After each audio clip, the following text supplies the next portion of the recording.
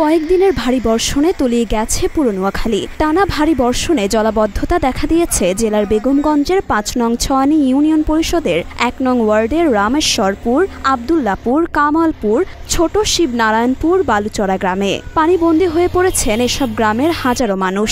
পানিতে তলিয়ে গেছে অনেকের শেষ আশ্রয়স্থলটুকু।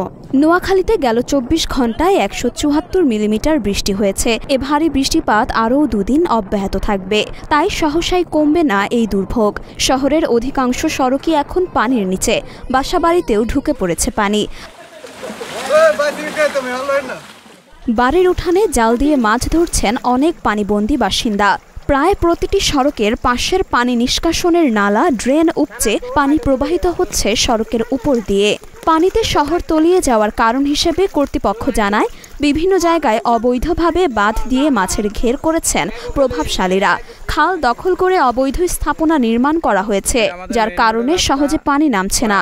টানা বৃষ্টির ফলে জেলার বেশিরভাগ প্লাবিত হয়ে গেছে। পানিবন্দী মানুষের জন্য শুকনা খাবার ও নগদ অর্থ বরাদ্দ দেওয়া হয়েছে। এছাড়া সার্বিক বিষয়টি এরই মধ্যে দুর্যোগ ও ত্রাণ মন্ত্রণালয়কে অবহিত করা হয়েছে।